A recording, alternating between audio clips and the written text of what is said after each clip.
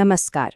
आज हम बात करेंगे भारत के संविधान के उस सबसे जरूरी पन्ने के बारे में। जी हाँ, उसकी प्रस्तावना। एक सवाल से शुरू करते हैं। सोचकर देखिए, क्या ये मुमकिन है कि 1 अरब से भी ज्यादा लोगों वाले देश का पूरा मिशन स्टेटमेंट, उसकी पूरी पहचान सिर्फ एक पन्ने में समा जाए? हाँ, भारत में इसका जवाब है बिल्कुल हाँ। और वो पन्ना है हमारे संविधान की प्रस्तावना, जिसे अक्सर देश का आइडेंटिटी कार्ड भी कहा जाता है। तो चलिए आज इसी आइडेंटिटी कार्ड को जरा करीब से समझते हैं। तो इस आइडेंटिटी कार्ड को समझने के लिए हम इसे 4 हिस्सों में देखेंगे। सबसे पहले सारी शक्ति का स्रोत क्या है, फिर हमारे देश का चरित्र कैसा है, तीसरा ये देश अपने हर नागरिक से क्या वादे करता है, और आखिर में इसे संविधान की आत्मा क्यों कहते हैं। तो चलिए पहले हिस्से पर आते हैं। जानते हैं ये सारी कहानी शुरू कहाँ से होती है। सिर्फ 3 बहुत ही शक्तिशाली शब्दों से। देखिए, प्रस्तावना की शुरुआत किसी राजा के हुक्म से या किसी संसद के कानून से या किसी भगवान के नाम से नहीं होती। इसकी शुरुआत होती है हम भारत के लोग से। मतलब साफ है, सारी की सारी शक्ति, सारा अधिकार सीधे इस देश के नागरिकों से ही आता है। तो ये तो तय हो गया कि शक्ति का स्रोत हम लोग हैं। अब इसके बाद प्रस्तावना सिर्फ 5 शब्दों में भारत का पूरा कैरेक्टर, इसका मूल चरित्र हमारे सामने रख देती है। पहला शब्द है संप्रभु, यानी सॉवरेन। इसका सीधा सा मतलब यह है कि भारत अपने फैसले खुद लेता है, चाहे देश के अंदर के मामले हों या बाहर के। हम पर किसी भी विदेशी ताकत का कोई कंट्रोल नहीं है। दूसरा, समाजवादी, यानी सोशलिस्ट। अब भारतीय कॉन्टेक्स्ट में इसका मतलब है कि सरकार की जिम्मेदारी है कि वो सामाजिक और आर्थिक न्याय लाए और अमीर और गरीब के बीच की खाई को कम करने की कोशिश करे। तीसरा, धर्मनिरपेक्ष, यानी सेक्युलर। मतलब देश का अपना कोई धर्म नहीं है, यहाँ सभी धर्मों का बराबर सम्मान है और सबको बराबर सुरक्षा दी जाती है।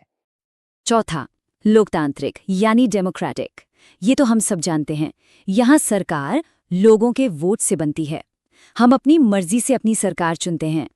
और 5वां और आखिरी शब्द है गणतंत्र, यानी रिपब्लिक। अब ये बहुत दिलचस्प है। इसका मतलब है कि हमारे देश का जो हेड है, जो मुखिया है, वो किसी राजा या रानी की तरह खानदानी नहीं है, बल्कि भारत का मुखिया यानी हमारे राष्ट्रपति चुने जाते हैं। तो प्रस्तावना ने पहले बताया कि पावर किसके पास है, फिर देश का कैरेक्टर कैसा है। अब बारी आती है उन वादों की जो ये देश अपने हर एक नागरिक से करता है। और ये वादे 4 मजबूत पिलर्स पर टिके हैं। ये हैं न्याय, स्वतंत्रता, समानता और बंधुता।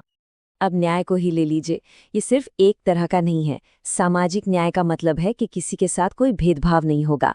आर्थिक न्याय का मतलब है कि दौलत का फासला कम हो। और राजनीतिक न्याय यानी हर नागरिक की आवाज़ बराबर सुनी जाएगी और सबको बराबर मौके मिलेंगे। इसके बाद आता है स्वतंत्रता का वादा, यानी लिबर्टी। अपने विचार रखने की आज़ादी, कुछ भी कहने की आज़ादी, किसी भी धर्म को मानने और पूजने की आज़ादी। ये सब आज़ादियाँ इसीलिए ज़रूरी हैं ताकि हर इंसान अपनी पूरी क्षमता तक पहुँच सके। फिर है समानता का वादा, यानी इक्वालिटी। इसका मकसद है सबको एक लेवल प्लेइंग फील्ड देना। ये पक्का करना कि किसी को सिर्फ इसलिए पीछे न रहना पड़े कि वो कहाँ पैदा हुआ, और सबको आगे बढ़ने के बराबर मौके मिले, चाहे वो नौकरी हो या पढ़ाई। और चौथा वादा है बंधुता का, फ्रेटर्निटी का। इसका लक्ष्य है हम सब में भाईचारे की भावना जगाना, जिससे हर एक इंसान की इज्जत भी हो और साथ ही साथ देश की एकता और अखंडता भी बनी रहे। ये सब बातें सुनने में तो बहुत अच्छी लगती हैं, है ना? लेकिन सवाल ये है कि क्या इन वादों का कोई कानूनी वजन भी है, और आखिर इसे संविधान की आत्मा क्यों कहा जाता है? तो यहीं पर एक बहुत बड़ा सवाल खड़ा हुआ। क्या कोई भी नागरिक कोर्ट जाकर ये कह सकता है कि प्रस्तावना में लिखे वादे पूरे किए जाएं? शुरुआत में सुप्रीम कोर्ट ने कहा नहीं, ऐसा नहीं हो सकता। लेकिन फिर आया 1973 का वो ऐतिहासिक केस, केशवानंद भारती केस, जिसने सब कुछ बदल कर रख दिया। सुप्रीम कोर्ट ने अपना पुराना फैसला पलट दिया और कहा कि प्रस्तावना संविधान का एक बहुत ही जरूरी हिस्सा है। अब ये सिर्फ एक परिचय नहीं था, बल्कि ये कानूनों को समझने और उनकी व्याख्या करने का एक गाइड बन गया था। और बस यही वो वजह है कि इसे संविधान की आत्मा कहते हैं। ये सिर्फ एक इंट्रोडक्शन नहीं है, ये वो रोशनी है जो देश के हर कानून को रास्ता दिखाती है। ये हमारे संविधान का पूरा दर्शन है। जैसा कि संविधान के मुख्य निर्माताओं में से एक डॉक्टर B.R. अम्बेडकर ने खुद कहा था कि स्वतंत्रता, समानता और बंधुता ये तीनों एक दूसरे से जुड़े हुए हैं, इन्हें अलग नहीं किया जा सकता।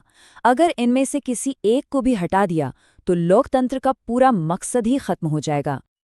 तो ये प्रस्तावना सिर्फ इतिहास की किताब का एक पन्ना नहीं है, ये एक जिंदा वादा है जो आज भी धड़कता है। और ये हमें एक बहुत गहरे सवाल पर सोचने के लिए छोड़ जाता है कि कई पीढ़ियों पहले लिखा गया ये एक वादा आज भी 1 अरब से ज्यादा लोगों की तकदीर को कैसे संवार रहा है।